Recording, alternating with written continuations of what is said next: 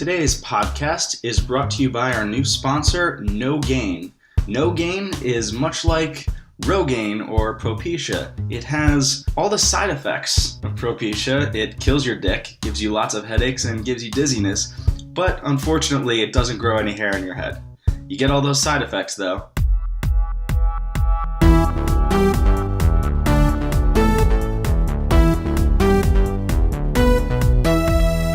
Any interest in watching a scary movie? Yeah, why not? I'm always interested in a scary movie, even though it's not really that time of the year. It's not that scary time of the year. Then would you rather talk about scary movies? Yeah, let's do that. All right. Let's just get into it. Let's jump into it. Yeah, I saw a really good horror movie the other day. We were just talking about the movie Get Out. If you guys haven't seen it, it's fantastic. It's probably the most fun, and I should say fun, I've had at the movies in a really long time. Because I think it kind of... It had elements of horror and comedy. Okay. It just kind of fit together really well. Nice. For me. But, that's something I've been doing more in the last few years, going to horror movies in theaters. It's not something I was ever really into. Yeah. But I've gained an appreciation for them. I would say I actually see horror movies more than anything else now in the theater. Really? Of the last couple of years, yeah. Because I'm thinking now... Besides Get Out, which is definitely the best I've seen in a long time. Before that, I saw one earlier. I'm sorry, it was last year, and it was with, I'm forgetting the name, it's escaping me. It was with a guy who was blind. Oh! You know what I'm talking about? Oh my god, yes. And I keep forgetting the name, and maybe I've even talked about it on the podcast before. It was something like, oh my god, something like Be Quiet or Silence, the note, like... You're like... Isn't it? You're very close, and I'm sure there are people listening right now who are screaming. Oh, there's why don't you know the name? If I'm not mistaken, the premise is a bunch of like teens sneak into a blind man's house to kind of like trash it or rob him or something like that, and he's got like daredevil senses or shit like that. Yeah, that movie was good. And it was pretty crazy. It wasn't my favorite, but it was still very good, and just not what I had expected. Okay. Anyway. But that's the thing I like about horror movies, is if one's really good, there's a lot of shocking elements. I never like horror movie trailers, because I feel like they're all pretty cheesy. Yeah. They all kind of seem, they do the thing where it gets really quiet, and then something jumps out at the last second, and then like the title card comes out right after. It's always the same. Yeah, definitely. So you would say you are a fan of horror movies? Oh, of course. And I would say that I wasn't always growing up. And I have nothing against them. It just wasn't my preferred genre. Yeah. And now as I've gotten older, it's been something that I've really grown to appreciate and actually seek them out more, probably more so than like a typical drama. Okay. Yeah. What do you think it is about like horror movies that people are just drawn to? Well, I think that's just it.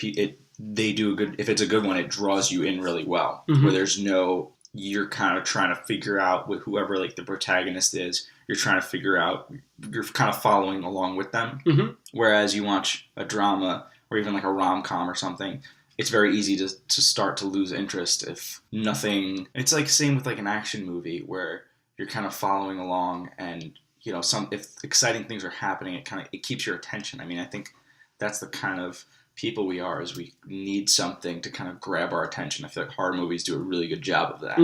Yeah. Is there a specific type of horror movie that you typically go to see out of other types? Because I mean, it's like metal. There's a million different subgenres. Yeah, of that. Yeah. I think it's mostly suspense thrillers, that type of thing. Because just a horror movie where scary things or people are just jumping out at you. Yeah.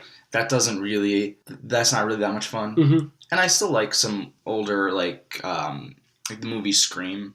Okay, it's a fun movie.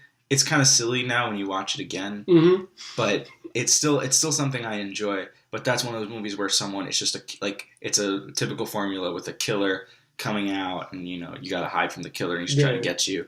It's very simple, and they're trying to figure out who it is and whatnot. And it's a very kind of classic formula, which is fun sometimes. But I would rather have something more like psychological suspense thriller, something like that. I'm in the same boat. I typically go for more of the thrillers as opposed to just the jump scare kind of movies where I think, like you're saying, it's just It's a typical formula of bad guy, lots of jump scares. It's missing the Alfred Hitchcock element. Yeah. Suspense is the key. Well, he was the king. Yeah, I mean, he really was the king. Have you seen a lot of Hitchcock movies? I've seen besides High Anxiety.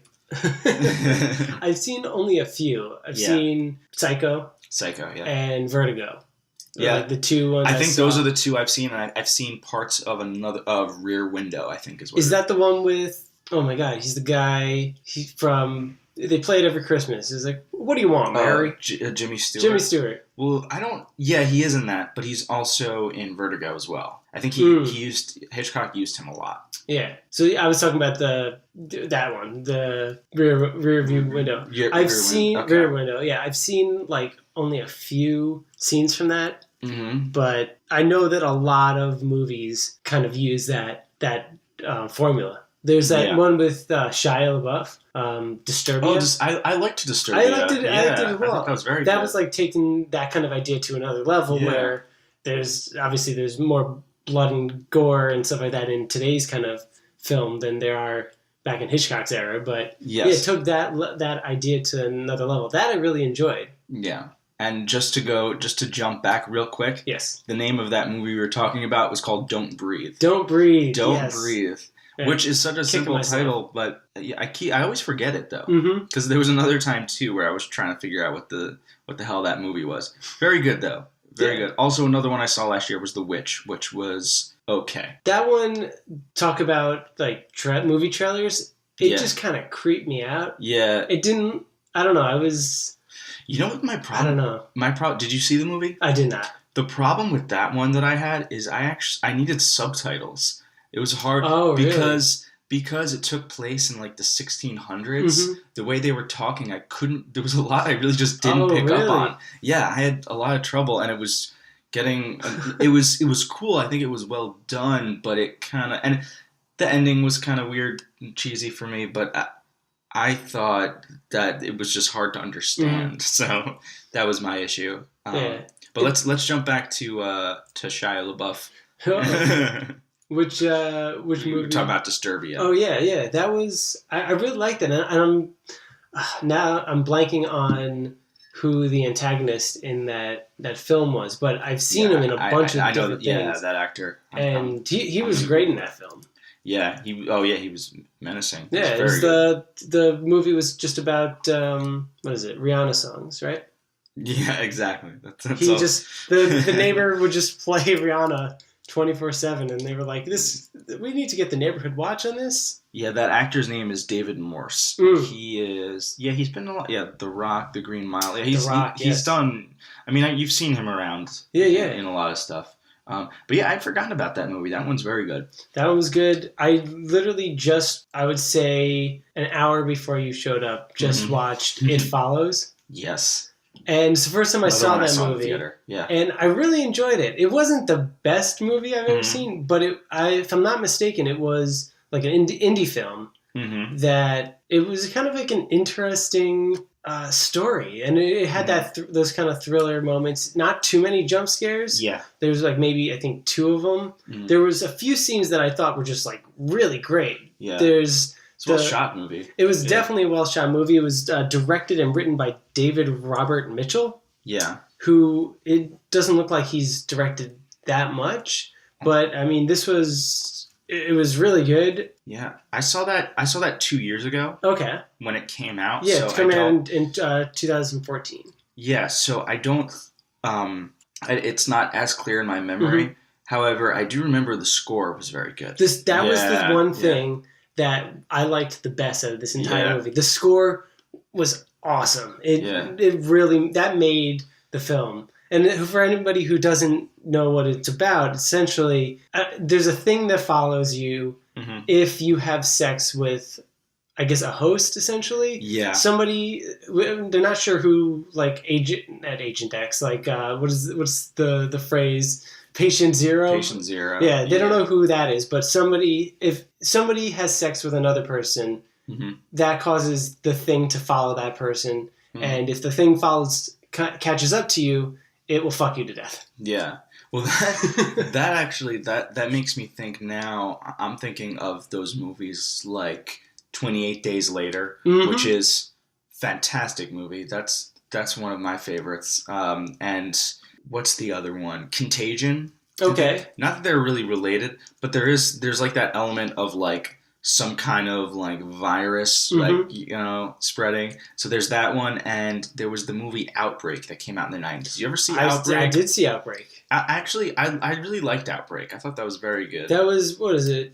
I don't know if they explicitly said it was Ebola, but I think they deadly airborne virus. Yeah, they made it essentially Ebola.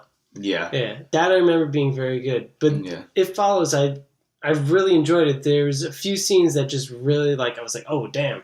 There's one where the giant guy, he just kind of like appears, and that was just like, oh shit, that is, he is like a menacing dude. And there was a few scenes, there's one thing that really stuck out that bothered me. Yeah. And it was, I don't know, one of their friends, maybe, I don't know if they had an issue where the people who made the film. Yeah. I don't know if they had an issue where they just didn't want to show like a smartphone or a tablet or something like that. Yeah. But they had her what looked like a clamshell like makeup kind of thing. Yeah. Where like, you know how like the top would be like a mirror and the bottom would have like the area where you would keep it the makeup. Right. They kind of made that into like a, I don't know, like a smartphone kind of thing where each side was like a screen and it would have information, because she was like always looking up the news and articles. I remember this. Yeah. It was so bizarre. That was the one thing that like it's really stuck out and just took me out of the film. And I was just like, why is she on? Like nobody has this device. Yeah, this device doesn't exist. Well, did they ever reference it in the movie? Nope. That's weird. She was just on it, and she's like scrolling. And first off, it looked like a really awkward way to read something, because it was small. It was a small little window, and there's two of them, and it did not. Well, you're supposed to like assume that it takes place in like an alternate universe or something, Maybe. Because it doesn't. Well, you never get that feeling. It's I guess it's hard to establish something like that, because maybe they could have done a thing. She would be like, by the way, I'm the first on the market to get this clam phone. Like, you know, I don't know. Like, I can understand maybe you didn't want to. I don't know if you have to pay to use like an Apple iPhone or something like that. Yeah. But maybe like if you needed to use an Apple iPhone, cover your hand up over it. Yeah. Or maybe give her a burner phone that nobody, or keep that part out. That part didn't help the story at all, to be honest. I sometimes want in things like that, I want to like personally ask the director, like, I'm just curious, like, why you did it. Yeah.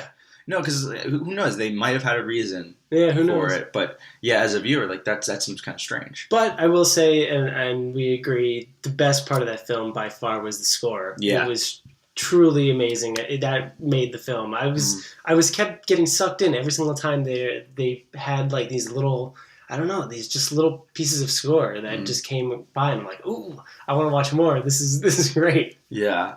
You know, one thing we were talking about, you asked me before, like why people like horror movies. For me, I can watch a wide array of horror movies because I love the ones that are really good, and I also love ones that are really bad and campy at the same time. Sure. It's like one of those things where you can enjoy like both sides of it. Whereas I guess it's harder to watch like a really bad comedy. Or like, that's true. Or like watching, like last night I watched the movie Encino Man, and that movie's pretty god awful. And I wanted to like laugh at some, and I laughed at some things, but at the end of the day, it's just really stupid. That movie is a bit dated. Yeah, it is dated. Also has Brendan. It was when Brendan Fraser was still working. Yeah. So, R.I.P. For his career. No, he's still alive. Yeah. I like Brendan Fraser. Yeah. Anyway, back to horror movies, but yeah, I think I can see good in the bad ones as well as the really well done ones. That's a good point. And there are, I would say, really only two genres that really work well with that. Actually, no, I'm going to change that to three. One of them being horror movies. The other one being like action-adventure. Yes. And the other one being like sci-fi. Sure, yeah. Because the bad sci-fi is great. I mean, that's what is it? Science theater. Mystery science theater. That was what that was all about. Yeah, well, horror and science fiction can also kind of bridge gaps too. Yeah. Like they can kind of come together. Yeah, so yeah, it does does work for those. And if you do have Mystery Science Theater in the background, oh, that always makes it better. Definitely. Yeah. There's a few movies that, like I was saying, I love the thriller kind of psychological kind of stuff. Where there was a movie in 2009 called The Knowing, starring Nicolas Cage, and is it called The Knowing or is it just called The Knowing? I think it's The Knowing, but I could be wrong. It says on IMDb. I'm just looking at IMDb. It just says Knowing. Okay, then let's call it Knowing. This is one I haven't seen, although I really want to see it because I'm a big fan of Nicolas Cage. I will say that the first 3/4 of the movie are excellent. Yeah, they're really good. They fit that profile of psychological thriller. Yeah, where this isn't giving anything away essentially because it's part of the trailer and everything. But it starts out I believe in the 50s. A young girl is in a classroom and they're going to be putting a time capsule in the ground. Yeah, so everybody can put something in it that they want and this and that. So this one girl is sitting in the back of the classroom and she's just writing numbers on a piece of paper. Like really fast, like kind of like unnaturally fast. Yeah. So she's writing all these numbers on this piece of paper, front and back, and this and that, and she wants to put this into the time capsule. Okay. She does. 50 years later, Nicolas Cage's son is in the class that they take the time capsule out. Excellent. And each student gets to take a piece from the time capsule and, I don't know, like write a paper on it or something like that. I don't know. So his kid takes that page out with all the numbers on it, and Nicolas Cage is like looking at it like, I don't know. He was very intrigued about it. Sure. And he's looking at it, and slowly he figures out that the numbers each correlate with some sort of tragedy. Okay. So over the past 50 years, on the paper, it shows like it had like 9/11 on it, and this and that, and it would show like the date, the time, the amount of people who died, and the location. Yeah. And so slowly, Nicolas Cage starts figuring this out, and he eventually figures out, oh shit, this page ends. Yeah. And so it's kind of like he realizes the end of the world is coming up. And like I was like, oh shit, that's like a really kind of cool concept. That's gonna mess with your head. What would you do if you have in your hands, like you can see that you know when the world's gonna end and shit like that. So that was like really great. What do you do with that knowledge? Yeah, knowing that. And they had a really great concept. Yeah, it was directed by and of course we literally looked up the name to pronounce it before, and I'm gonna forget it. Alex Proyas. Alex Proyas, who directed I, Robot and Gods of Egypt. I didn't see Gods of Egypt. I believe that's like the Ten Commandments type movie. Yeah, right? that was one of those many movies that is based in Egypt, and they filled the cast with white people. And like Moses makes an appearance, right? Possibly. I don't know. I didn't see it. Special appearance by Moses. But essentially, I don't know. I think they were given a great idea, but they didn't know how to end it. So it kind of fell flat at the end. Yeah. At least in my opinion, it just like it was building to this great thing, and they kind of just like how do we end it? Should we go like Jesus aliens? Okay. Yeah. So it was just kind of like it fell flat in my opinion, but 3/4 of that movie, I was in total suspense, and I was just like, "Oh my god! What would you do with this information? This is how are you going to tell anybody this? Nobody's going to believe you. Yeah, this is crazy. What do you do? How do you save yourself and your family? You know what you do? You steal the Declaration of Independence. That's what you do. That's what you do. Steal the Declaration of Independence. What's the hell's that movie? National Treasure. Treasure, yeah. Another great Nicolas Cage flick. Absolutely. Not a horror movie, but just a good movie overall. Have you ever seen The Wicker Man? No, I haven't seen The Wicker Man. I have not either, but I've seen enough of those memes from him. You know what I'm talking about, right? No. Oh. I think. Oh wow. I might have. I believe it was in the 1960s. There was the movie The Wicker Man, and I guess it was a British or an Irish film or something like that. And apparently it was legit scary. It was a really heralded as a great horror film. I don't know if that's the right pronunciation, but it's all right. I'm gonna go with it. We're gonna go with it. it was known as a great horror film, Mm-hmm. and they decided to remake it with Nicolas Cage, and like all the nuance and the scariness was apparently taken out of it for his kind of over the top Nicolas Cageness, and it's where you get like things like the bees, they're in my eyes. Oh yeah. There's that kind of thing. There's like the doll, like, why is she burned? Why is she burned? Mm-hmm. Why is she burned? And then he's like in a bear costume punching at women. Okay, makes sense. Yeah. That brings up a good point. We already talked about remakes in another episode, but I feel like with horror movies, I feel like they're the ones that seem to warrant the most remakes of everything else. You think about all the horror remakes, especially in recent years that we've had, they've remade like Nightmare on Elm Street, right? And I think Rob Zombie's remade a bunch of those. Halloween. Yeah, right? Halloween, I think it was. Who, by the way, John Carpenter hates Rob Zombie. Like, really? Because of that reason? He just doesn't, he just doesn't like him, I think. And probably that doesn't help things.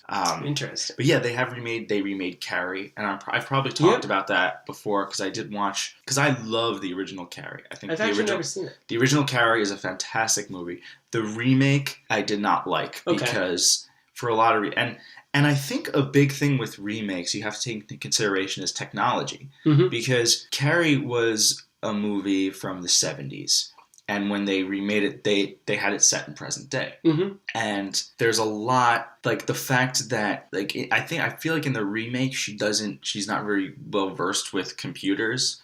Like she's not, like she doesn't, or because it's not allowed in her house. And I guess some of that makes sense, but at the same time, like how do you go through your life, like especially if she goes to public school, like that. There's a weird disconnect there. I will say, and I might have said this already. Julianne Moore does a great job as the mother in the remake. Okay. Because I feel like she could have played that part in the original too. Like she does a really good job. And they also added a scene in the new one that was that kind of I guess gives you a little more insight. It wasn't necessarily needed. But I guess it makes things a bit clearer, if that makes sense. Was it a scene how they show where the kids were able to get lots of pig blood from? Yeah, no, that wasn't that. Well, there's like things like that just it seems weird to me being set in the present day. But they seem to do that with a lot of. They remade The Evil Dead, which I never saw the remake of The Evil Dead. I never seen that, but I know that they've made a bunch of different Walking Dead, not Walking Dead, but The Evil Dead. They've made a bunch of the Dawn of the Dead. Dawn of the Dead. Thank you. They've made a bunch of those type of remakes. Night of the Living Dead. Yeah, it's weird that horror movies seem to be the ones that warrant so many remakes. I don't know why. I don't know why they need to remake those. There's both remakes, but there's also specific reboots, like genres within the horror films that become like very big. Like zombies were everywhere for like the longest time, and then vampires. I don't know. Really, were vampires really a big thing beyond like the romance kind of vampires? Yeah, I've never been into vampire stuff except for What We Do in the Shadows. That was great. I loved that movie. That's a horror comedy. Yeah, heavy on the comedy and very fun movie. They had the action film Van Helsing. Oh, and that that's kind of right. had Who was in those that? Monsters kind of thing. It was Was that Hugh Jackman? No. Oh, maybe. I feel like that was Hugh Jackman. Was it Hugh Jackman? I know that. I'm trying to think of the woman. She was in. Oh my God, I'm so bad with names. She was in Click. Kate Beckinsale. Kate Beckinsale. I think that's who it was. Right. Well, Van Helsing, right? Van Helsing, yeah. I was Googling Val Helsing. Val Helsing. We should make that movie. Val Helsing. Yeah, well, I think we were beaten to with those epic movie guys. They made like a terrible version kind of thing of that. Yeah, I don't want to get into those guys again. That just upsets me. And I think this looks like Hugh Jackman to me. But yeah, this is one I haven't seen. And like I said, the vampire thing, it is Hugh Jackman. Okay, cool. That's not, that was never for me. Mm-hmm. But I am curious now as to why horror movies seem to warrant the most remakes. Right? Wouldn't you say that of all the other genres? Like they don't remake comedies all that much. Like there are some, like they remade The In-Laws. Remember the movie The In-Laws? Did you ever see that from the 70s? No. Yeah, it was with Alan Arkin was one of them. I don't know the other one, but they remade it with Michael Douglas and Albert Brooks. Interesting. I didn't know that. Yeah, or they remade the Stepford Wives, which I guess was more of actually, well, the new one was a comedy. I don't really know much about the old one. Yeah, but horror movies seem to be the ones that warrant the most remakes, and I don't really get that, because I feel like they're never as good, or they're always like a completely different take. Like they don't even deserve to have the same name. Like I saw the original Omen; it was great. Mm-hmm. I didn't see the new one because I didn't hear great things about it. Or like when they remade Psycho. Like no one likes that version of Psycho. Yeah, no one likes that version. That was ridiculous. Yeah, I don't understand why those ones they decide to remake. Yeah, that's interesting. I guess, I mean, it's name recognition. Sure. But you could do that with anything. Mm-hmm. Maybe that's a whole other discussion. Yeah. Definitely interesting. Yeah. The one thing I could say with a lot of like the monster type of movies is a lot of them are pretty much in public domain at this point, because the books of those monsters were written a long time ago. Frankenstein, for example, anybody can make a Frankenstein movie because it's in public domain. I mean, well, they made I, Frankenstein, right? I think was that with oh my god, Aaron Eckhart. Right? Yeah. I didn't see that. Me neither. But they make things. They make like little spin-off. I guess you call it a spin-off, or just within the same realm, like they did with Frankenstein. Mm-hmm. That one I really don't know if that had anything to do with Frankenstein, or if that was like a weird different thing. But they had one. It was with James McAvoy and Daniel Radcliffe, where Daniel Radcliffe played Igor. Oh, I like saw the trailer for that. Yeah, it was like from his perspective. I never saw that movie, but that kind of stuff I think is kind of interesting, because see, I feel like that's what they should do if they want to, instead of remaking a movie entirely, is kind of play off of that. Is an interesting idea. I don't mind them doing a movie stuff from like another character's perspective. Yeah, absolutely. That's not too bad. I want to talk a little bit about like the B horror movies, because I am a big fan of those. Okay. And there's a great one from the 70s, and I say great lightly because it's terrible but fun. Okay. It's called Deathbed, the Bed That Eats. Have you seen it? That's the whole title. It's called Deathbed. I think it might even have a colon. Deathbed, the bed that eats. Deathbed, the bed that eats. I have not seen that. Okay, if you wanna, it's only an hour and 17 minutes, so perfect. So you're not wasting that much time. It's pretty crazy. There's a lot that's unexplained in that movie, and I won't go too much into it. But basically, it's narrated by a guy who lives behind a painting, and wait, I'm sorry. Yeah.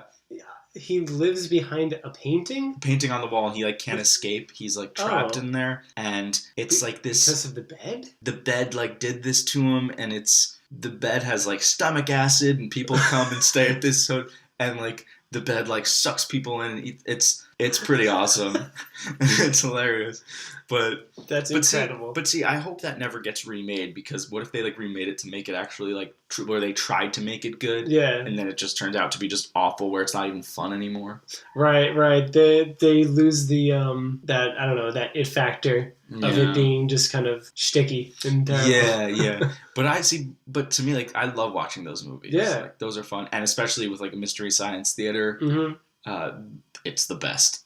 It's so much fun. Have you seen, because this is in that realm of movies that I'm not necessarily interested in with horror films, but stuff like The Babadook and The Conjuring. And I liked The Babadook. Yeah, that one was very good. Also, I liked the one with the twins, the twin boys, the German movie, Goodnight Mommy. I don't know that one.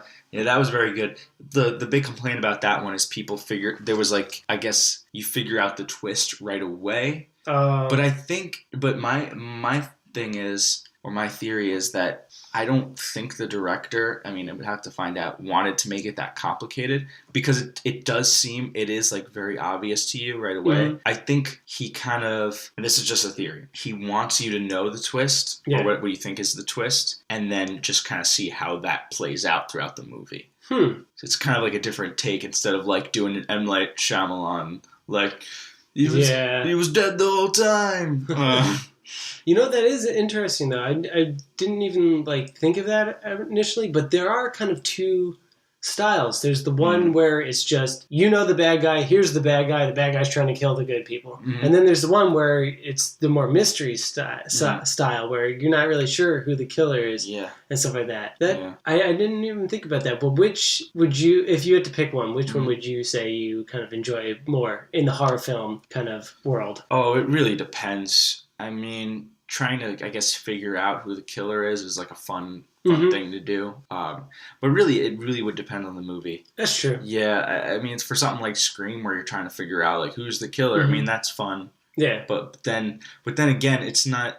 Maybe when you rewatch the movie, it's not as interesting because you already know. I would say it would definitely have to be this specific type of movie you're watching, because if you're watching one of the Freddy or the Jason movies and the whole time you're wondering who's the killer, I think maybe you need to go take a nap. Yeah, who is it? I don't know. But yeah, I think like certain movies, you would obviously know the whole time, like, all right, yeah, it's this as the bad guy. Yeah, and both could be fun. Yeah, absolutely. I feel like they both have their place. Have you seen the Saw movies? I've seen a few of the Saw movies. I haven't seen. Did you see Saw?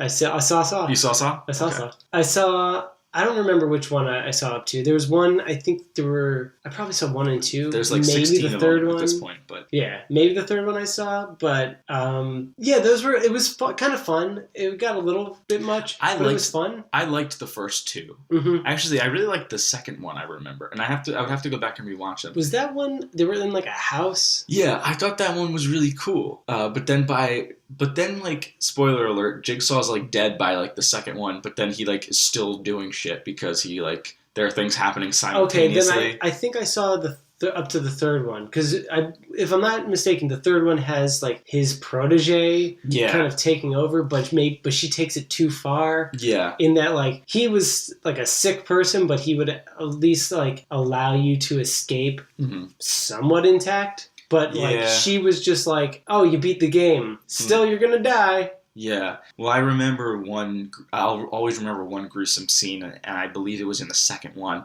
where they're in a pit of needles. Oh, yeah. And I was watching with someone who actually had to leave the room and said, I can't deal with this. Oh man. Yeah.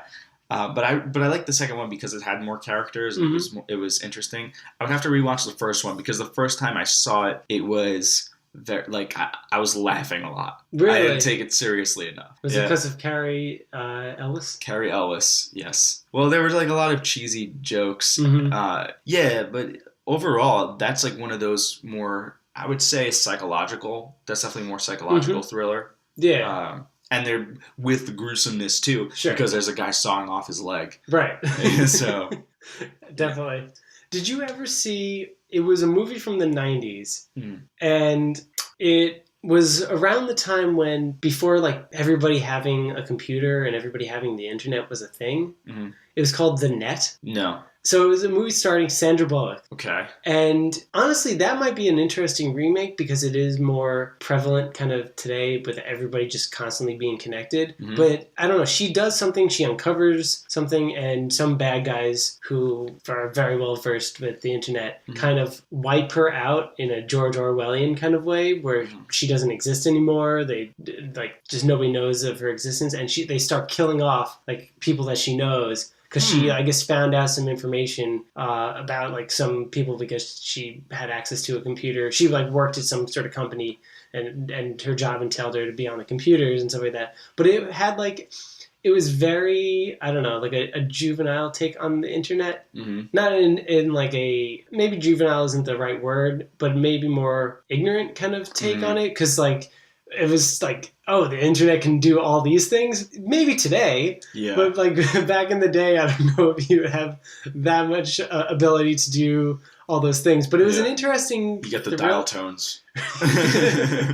Exactly. Yeah. Nothing scarier than that. Yeah. But yeah, it was definitely an interesting kind of thriller kind of take, because it was like, oh shit, is she gonna live? What's going on? All these people around her are dying. How is she gonna get away with this kind of thing? It was kind of cool. That actually sounds very interesting. And now that's something I want to check out. I would recommend it. It's not the best, but it's a fun film to watch. Yeah, you know that. But like I was talking about before with technology, how like as technology evolves, like you have to change certain things about horror movies. I know I want to go back to Scream again. I know I keep mentioning that movie, and it's not the best. But they made a Scream 4, which was, I guess using, and I don't know if I saw the whole movie. I did see the whole movie. I'm sorry, but I don't remember it that well. And and I'm guessing it was more, they use a lot more of like modern technology, where it's like you go back to the original Scream where she's, talking to the killer on the phone. It's like, what if she has a cell phone, then, or she knows who's calling, she could say like caller ID, or if it's like, I guess they could say like unknown number, but there's easier ways, like, who is this guy? Like, I'll call, like, they can track him, or like there would be like more intricate things that they would have to throw into the movie, whereas like back then it could be more simplistic because we didn't have cell phones, right? Or there were, I guess, like the first cell phones if you were super wealthy, or like car phones, because it was 96. So so that kind of stuff evolves over time, and that's why I get weary about the remakes, about the remakes of these movies, because it's really hard to keep up with the changing times, and how are you going to use that same story and convert it to today. Right. You really have to find ways to update it. You could do what like Baz Luhrmann did with Romeo and Juliet, kind of just keep the same Shakespeare script, but throw them into modern day situations, and then tell people that, or just expect the audience to accept it as normal. Yeah. That's my own qualm with Baz Luhrmann. But no, you do have a point. I think people like joke around, but they say if Home Alone was made today, it'd be a much different film. Where the parents leave, and Kevin will just pick up his cell phone and say, "Hey, Ma, you left me at home." Yeah, Mom, what the fuck? You are a terrible parent. Yeah, that's kind of sad. Yeah. But at least it existed at one point or another. Yeah, sure.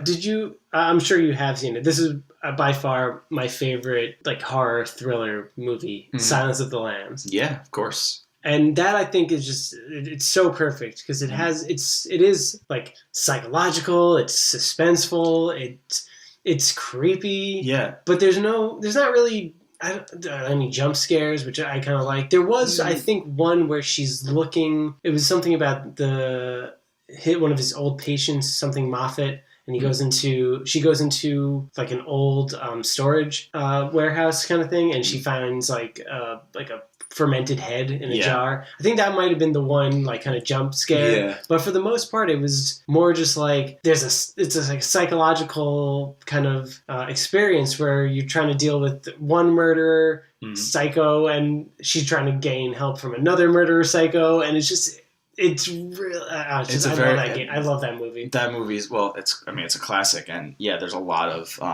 intricacies within that movie, and it's kind of in a different class of horror movie, I would say, because it was very like critically acclaimed too at the time. Oh yeah, you know what? That's actually something that. How many horror movies now do you see like getting Oscars? Yeah, I can't think of one. Yeah, it doesn't happen. Like that's the thing. They sort of fly under the radar, and a lot of them too. They cram them in at like Halloween time. Mm-hmm. Whereas like now we're in March, and I just saw Get Out, which came out maybe a couple weeks ago, and like why release it now? I don't really know. Mm-hmm. But why not? I always think like whenever Halloween comes around, they always have those marathons that you can find where they just play like. Mm-hmm. Nonstop. Like I think AMC might do it. IFC I think might do it as well. Yeah, horror movie marathons, or even like a series. Like they'll do like a Halloween series, like Halloween like 1 through 25. And there you go. They definitely do that. Yeah, it's weird how they decide like for thinking about it, and same with horror and with comedy too. How they don't ever seem to win Oscars. Yeah, they don't. They kind of, those are the movies that are overlooked. Mm-hmm. But if you do a musical, then you're bound to get in. Yeah. So just because you're different, right? I haven't seen La La Land, so don't hate me for that. No, so I'll see. You know what? I'll see it, and then I'll let you know what I think. All right, excellent. How about that? Yeah. I believe we've talked about this before, but you saw 10 Cloverfield Lane, right? Yes. That movie I thought was amazing. That movie's great just for John Goodman alone. John Goodman is insane. Fantastic performance. So good. Yeah, that movie was... And it does sort of connect to the original Cloverfield, right? I don't know. Maybe not. Because I think like at the end there's like an alien, but I don't think it's the same type of alien. Because I think in the first Cloverfield, it's more of like a was it like H.P. Lovecraft kind of alien? Yeah. Where this one just I don't know what kind of alien it was. Mm-hmm.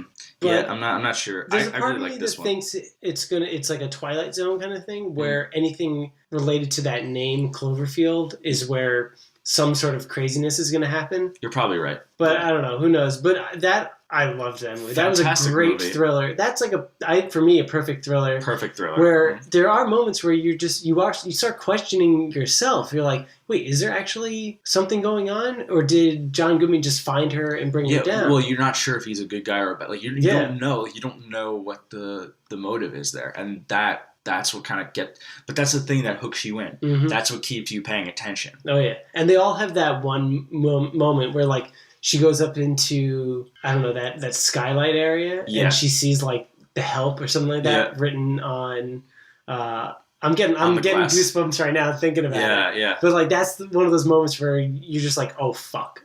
Like he's not a good guy. Yeah. Yeah. Oh, I just got like the chills thinking about that. Yeah. Spoiler alert. We're gonna add that in. We add our spoilers in after. Yeah, we can cut it and put it in before. Just me saying spoiler alert. Yeah, but there's a lot of good stuff out there, and I never like to discount genres either, and I think that's important to say because I know people who are just like, I don't do horror movies. I don't watch them. I'm like, well, you should give them a chance, right? And it's like or start with one that's not that scary. Yeah, and there might be like specific types of horror movies that you like. There might be some that you don't like. Start with a silly one. You know, if you start with a B horror movie, you can laugh at it. You can laugh at it and be like, oh, this is ridiculous. Like Deathbed, it's ridiculous. Like if that scares you, then you're ridiculous.